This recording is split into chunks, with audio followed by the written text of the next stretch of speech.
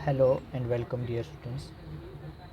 बच्चों, आपका जो ये वेट हुआ था केमिस्ट्री में, तो कुछ क्वेश्चंस में जो आपको डाउट था, तो वो क्वेश्चंस हम यहाँ पे वीडियो लेक्चर में कवर कर रहे हैं।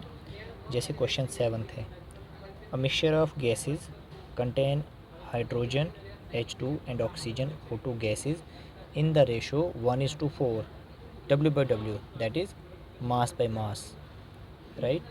तो what is the molar ratio of two gases in the mixture. अगर इन दोनों गैसेस का मिक्सचर होगा तो इनका मोलर रेशो क्या होगा, और हमको इनका रेशो जो है बाई मास दिया हुआ है।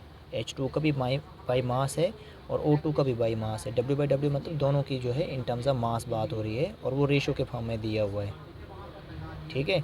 तो एक मिक्सचर के अंदर जो है हाइड्रोजन का जो रेशो बाई मास है वो 1 है और ऑक्सीजन गैस का जो रेशो बाई मास है वो 4 है। तो हमें बोला कि आपको मोलर रेशो बताना है, इनका मोलर रेशो, ठीक है। मोलर रेशो आपको बताना है। देखिए क्वेश्चन है यहाँ पे, इसके ऑप्शंस हैं। तो हम इस क्वेश्चन 7 को कैसे सॉल्व कर रहे हैं। क्वेश्चन नंबर 7 जो हमारे पास है, देखिए हमें क्वेश्चन में जो इन्फॉर्मेशन गिवन है दैट इज़ 1:4 W/W। W का मीनिंग मास होता है, ठीक है। हमारे पास जो गैसेस हैं वो है H2 एंड O2। मिक्सचर के अंदर जो है इन गैसेस का ये रेशो बाय मास दिया हुआ है। तो हमको मोलर रेशो पूछा हुआ है, मोलर रेशो। तो मोलर रेशो कैसे बताएंगे, नंबर ऑफ़ मोल्स किसके, H2 के। तो इसका जो इन टर्म्स ऑफ रेशो में जो मास दिया हुआ है, देखो 1 दिया हुआ है, डिवाइड बाय मोलर मास कितना होता है H2 का, 2 होता है, क्योंकि हाइड्रोजन है, ठीक है। एक एटम के लिए 1 लेते हैं तो 2 एटम्स के लिए कितना हो जाएगा, 2 हो जाएगा मोलर मास। तो 1/2 आ गया वैल्यू, राइट। और number of moles of O2 अगर हमको फाइंड करना है तो देखिए हमें क्वेश्चन में 4 दिया है बाई मास, और O2 का मोलर मास अगर हमको फाइंड करना है तो एक ऑक्सीजन का 16 होता है, तो 2 ऑक्सीजन के लिए 32 हो जाएगा मोलर मास, राइट। अब हमें इन दोनों का रेशो बताना है, number of moles of H2 is to number of moles of O2, ठीक है। ये हमको मोलर रेशो हमको बताना है। तो देखिए फर्स्ट का वैल्यू 1/2 है, इज़ टू सेकंड का वैल्यू 4/32 है, राइट। अब आप ध्यान से देखेंगे तो 4 1 और 4 4 8 और 32, तो वैल्यू क्या आ रहा है आपके पास, आ रहा है 1/2 इज़ टू 1/8 आ रहा है, ठीक है। इसको सॉल्व करेंगे तो सॉल्व करने से क्या रहेगा हमारे पास, 1/2 हम ऐसे लिखेंगे, रेशो का मतलब होल डिवाइड हो गया और ये आ गया 1/8, यस और नो, विच इम्प्लाइज क्या हो जाएगा 1/2 और ये 8/1 बन जाएगा, राइट। जब आप इसे सॉल्व करेंगे तो ये आ जाएगा 4/1, क्या आ जाएगा 4/1 आ जाएगा, विच इम्प्लाइज दैट 4:1 हमारा क्या आ जाएगा, मोलर रेशो आ जाएगा इस क्वेश्चन के लिए, राइट। तो 4:1 जो है हमारा आंसर जो रहेगा, डी पार्ट इसके लिए आंसर रहेगा। Is it clear, right. अब हम जो है नेक्स्ट क्वेश्चन देख रहे हैं। जैसे देखिए ये क्वेश्चन है, इसमें बहुत सारे बच्चों को डाउट था। 1 क्यूबिक सेंटीमीटर जो है N2O गैस दिया हुआ है हमको NTP पे, ठीक है, नॉर्मल टेम्परेचर एंड प्रेशर। तो हमको जो है 1 क्यूबिक सेंटीमीटर, CC का मीनिंग है क्यूबिक सेंटीमीटर, N2O गैस दिया हुआ है, ठीक है। तो इसके अंदर कितने एटम्स होंगे, क्या ये एटम्स करेक्ट दिए हैं, यहाँ पे ये पूछा है। कितने मॉलिक्यूल्स होंगे, क्या ये करेक्ट है, यहाँ पे कितने इलेक्ट्रॉन्स होंगे, क्या ये करेक्ट है, यहाँ पे अगर ये तीनों सॉल्व करके करेक्ट आता है it means all of these हमारा आंसर आ जाएगा, ठीक है। तो देखिए इसको हम कैसे सॉल्व करेंगे। क्वेश्चन नंबर 8 जो है इसको हम किस तरीके से सॉल्व करेंगे। क्वेश्चन 8, सब बच्चे ध्यान से इसको सुने। तो देखिए जो हमारे पास क्वेश्चन है, हमें जो क्वेश्चन दिया है 1 cc होता है क्यूबिक सेंटीमीटर, जैसे हम लिखते हैं ना यहाँ पे 1 क्यूबिक सेंटीमीटर, तो इसको हम रीड करते हैं 1 क्यूबिक सेंटीमीटर, इसी को यहाँ पे जो है 1 cc लिखा गया है, राइट। तो 1 cc जो है हमारे पास N2O गैस जो है, ठीक है, डाई नाइट्रोजन ऑक्साइड जो गैस है N2O एट NTP हमको बताया हुआ है। तो NTP का मतलब हो गया कि हमारे पास नॉर्मल टेम्परेचर और प्रेशर है, ठीक है। तो इस समय हम जो है कैलकुलेट करेंगे, क्योंकि ऑप्शंस में एटम्स भी बोले हैं, तो हम कैलकुलेट करेंगे इसके अंदर कितने एटम्स हैं, हम कैलकुलेट करेंगे इसके अंदर कितने मॉलिक्यूल्स आते हैं, हम कैलकुलेट करेंगे इसके अंदर कितने इलेक्ट्रॉन्स आते हैं जब हमको 1 क्यूबिक सेंटीमीटर N2O दिया होगा। तो सबसे पहले आप इस बात को याद रखें ठीक है। जब ये कंडीशन NTP दे दिया तो मोलर वॉल्यूम जो इस गैस का होगा, क्योंकि ये गैस होता है, राइट, तो इसका जो मोलर वॉल्यूम होगा, मोलर वॉल्यूम ऑफ, राइट, कोई भी गैस अगर हो, molar volume of gas at NTP कितना होता है, वो होता है 22.4 लीटर, राइट। अब हमें क्वेश्चन जो है क्यूबिक सेंटीमीटर्स में दिया हुआ है, तो जब हमने इस वैल्यू को क्यूबिक सेंटीमीटर्स में चेंज करना है 22.4 लीटर, जब आपने इसको क्यूबिक सेंटीमीटर में चेंज करना है, आप इसको 1000 से मल्टीप्लाई कर लीजिए और एक ज़ीरो यहाँ से, एक डेसिमल हटा के एक ज़ीरो यहाँ से कैंसिल हो जाएगा, यह आ जाएगा 22400 क्यूबिक सेंटीमीटर, मतलब कि CC, ये आपका वॉल्यूम आ जाएगा, ठीक है, मोलर वॉल्यूम आ जाएगा इस गैस के लिए, क्योंकि NTP का मतलब है कि ये जो गैस दी है इसका वॉल्यूम इतना है, राइट। ध्यान से समझिएगा इस चीज़ को, ठीक। अब देखो, सबसे पहले हम मॉलिक्यूल्स की बात करते हैं। जब हमें मॉलिक्यूल्स पता चल जाएगा फिर हम एटम्स भी निकाल सकते हैं।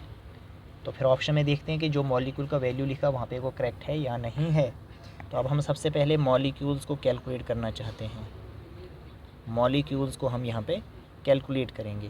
तो ध्यान से समझिएगा, देखिए हम ये जान रहे हैं कि 22,400 क्यूबिक सेंटीमीटर जो हमारे पास N2O गैस है, ये 1 मोल N2O का वॉल्यूम है, 1 मोल N2O गैस का वॉल्यूम है।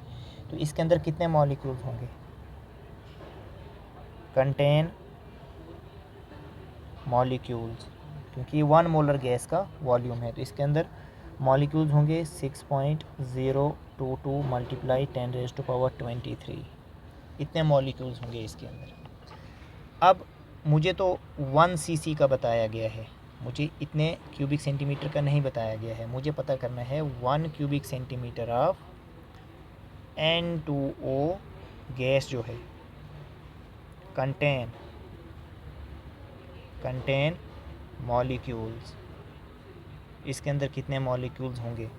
तो मैं यही नंबर लिखूँगा 6.022 मल्टीप्लाई 10⁻23, डिवाइड में क्या आ जाएगा, ये जो नंबर है, क्योंकि यहाँ से 1 CC का फाइंड कर रहे हैं, ये नंबर आ जाएगा 22400, राइट।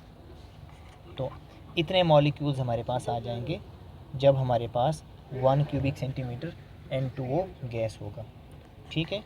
अब हम ऑप्शंस में देखते हैं क्या ये मॉलिक्यूल्स वाला ऑप्शन यही रखा है। देखिए 6.022 डिवाइड बाई 22,400 मल्टीप्लाई 10⁻23, तो इट मीन्स ये ऑप्शन भी करेक्ट है। अब इसी तरीके से एटम्स को चेक करना पड़ेगा, राइट, हमको जो है एटम्स को चेक करना पड़ेगा। तो दूसरी बात, मैं यहाँ पे एटम्स को चेक कर रहा हूँ कि क्या जो ऑप्शन में एटम्स रखे हैं क्या वो आते हैं इसके अंदर या नहीं आते हैं। अब आप ध्यान से सुनिए कि हमारे पास जो है 1 मॉलिक्यूल जो है, 1 मॉलिक्यूल N2O गैस का, इसके अंदर कितने एटम्स हैं। देखिए 2 एटम नाइट्रोजन का, 1 एटम ऑक्सीजन का, आप बोलेंगे 3 एटम्स हैं, बिल्कुल ठीक है, 3 एटम्स हैं।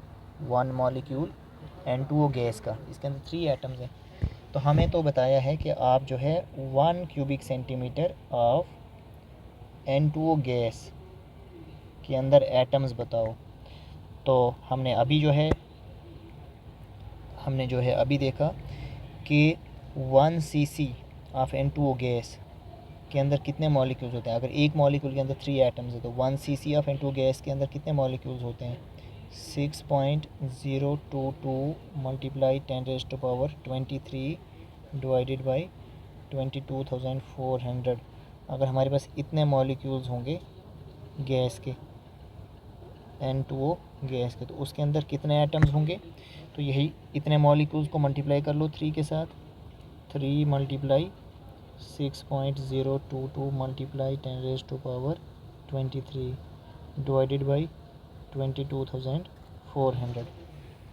जब आप इसको सॉल्व करेंगे, ये सॉल्व करके हमारे पास जो है आ जाएगा 1.8066, पूरा लिख रहे हैं हम, इनटू, देखो हमारे पास जो है यहाँ पे ये सॉल्व करके आ जाएगा ओवरऑल, ठीक है, 10⁻⁴ 22 डिवाइडेड बाई, ये 2 ज़ीरोज़ भी हमने हटा लिए हैं यहाँ से, ओवरऑल सॉल्व करके 224, ये वैल्यू हमारे पास आ रही है एटम्स के लिए।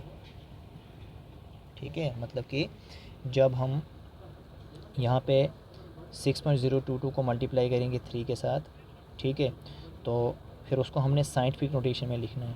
ठीक है, साइंटिफिक नोटेशन में जब लिखेंगे 1.8066, तो हमारे पास यहाँ पे ये 10⁻22 आ जाएगा, और ये 2 ज़ीरोज़ हम पहले ही हटा चुके हैं, तो ये वैल्यू आ जाएगी हमारे पास एटम्स के लिए। ठीक है, तो क्या इस तरह की वैल्यू यहाँ पे ऑप्शन में रखी है, और जिस तरह की ऑप्शन में रखी होगी हमें उसी तरीके से लाना पड़ता है यहाँ पे सॉल्व करके। तो देखिए 1.8 डिवाइड बाई 224 इंटू 10⁻22 एटम्स, ठीक है, मतलब 1.8 डिवाइड बाई 224, तो हमारे पास ये वैल्यू भी आ रही है 1.8 डिवाइड बाई 224 इंटू 10⁻22 एटम्स, ये ऑप्शन भी करेक्ट है। अब हम इलेक्ट्रॉन्स की बात करते हैं, अब हम इलेक्ट्रॉन्स की बात करते हैं यहाँ पे कि इलेक्ट्रॉन्स इसमें होंगे या नहीं होंगे, कितने इलेक्ट्रॉन्स होंगे। देखो, अगर आप वन मॉलिक्यूल जो है N2O गैस की बात करें, वन मॉलिक्यूल N2O गैस की अगर हम बात करें, तो इसके अंदर कितने इलेक्ट्रॉन्स हैं, कंटेन इलेक्ट्रॉन्स इक्वल टू, देख लीजिए, देखिए नाइट्रोजन का एटॉमिक नंबर 7 होता है। ठीक है, इट मीन्स इसके पास 7 इलेक्ट्रॉन्स हैं, एक एटम में 7 इलेक्ट्रॉन्स हैं, 2 एटम्स में 14 इलेक्ट्रॉन हो जाएंगे, प्लस ऑक्सीजन का एक एटम है तो एटॉमिक नंबर 8 होता है, तो इसमें 8 इलेक्ट्रॉन है, 8 इलेक्ट्रॉन है, तो 8 यहाँ पर प्लस कर दीजिए, तो टोटल 22 इलेक्ट्रॉन्स हो गए one molecule of N2O gas, 22 electrons हो गए। तो हमें तो 1 cc के अंदर बताना है, 1 cc ऑफ N2O गैस। ठीक है, इसके अंदर कितने इलेक्ट्रॉन्स होंगे, कंटेन इलेक्ट्रॉन्स। तो अभी आप जानते हैं कि एक मॉलिक्यूल में 22 इलेक्ट्रॉन्स हैं, और इसका क्या मीनिंग है, कितने मॉलिक्यूल्स हैं, इसका मीनिंग है 6.022 मल्टीप्लाई 10⁻23 डिवाइडेड बाई 22400, इतने मॉलिक्यूल्स अगर हमारे पास N2O गैस के हैं तो उसके अंदर कितने इलेक्ट्रॉन्स होंगे, उसके अंदर जो इलेक्ट्रॉन्स होंगे, तो इसी नंबर को हम 22 के साथ जो है मल्टीप्लाई करेंगे, 6.022 मल्टीप्लाई 10⁻23 डिवाइड बाई में क्या आ जाएगा 22400। जब हम इसको सॉल्व करेंगे यहाँ पे ओवरऑल, जब 22 के साथ मल्टीप्लाई करेंगे इस नंबर को, ओवरऑल को, इसको हम सॉल्व करेंगे, तो हमारे पास जो है ये आ जाएगा 1.32484 डिवाइडेड बाई हमारे पास आ जाएगा 224। ठीक है, पूरा सॉल्व करके जितना सम सॉल्व कर रहे हैं इनटू, क्योंकि ऑप्शन इसी तरीके से रखा है, डिवाइड बाई 224 रखा है, इसलिए हमें इतना ही सॉल्व करना है।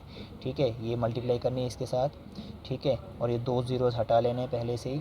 ठीक है, तो फिर साइंटिफिक नोटेशन में लिखना है, तो ये ओवरऑल यहाँ पे 10⁻22 आएगा।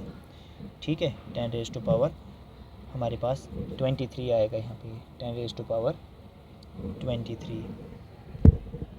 ठीक है, 10⁻23 में आ जाएगा। तो हम देखेंगे ये ऑप्शन भी जो है इस तरीके से हमारे क्वेश्चन में प्रेजेंट है।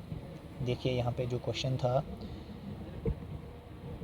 1.32 डिवाइड बाई 224 इंटू 10⁻23, तो देखिए आपको ये ऑप्शन जो है मैच कर रहा है, बिल्कुल सॉल्व करके इतना ही आएगा, 1.32 आगे का नहीं लिखा है, तो ये ऑप्शन भी करेक्ट है। तो इसका मतलब इस क्वेश्चन का आंसर जो है, 8th क्वेश्चन जो है, इसका आंसर जो है डी पार्ट है, ऑल ऑफ दीज। तो यहाँ से आपको ये क्वेश्चन बहुत ही डिटेल में समझ आ गया कि कैसे हमने इस क्वेश्चन को सॉल्व करना है। तो इस वीडियो लेक्चर को मैं यहाँ पे स्टॉप करता हूँ। इसके अंदर मैंने आपको 2 क्वेश्चन डिस्कस किए, क्वेश्चन 7th और क्वेश्चन 8th।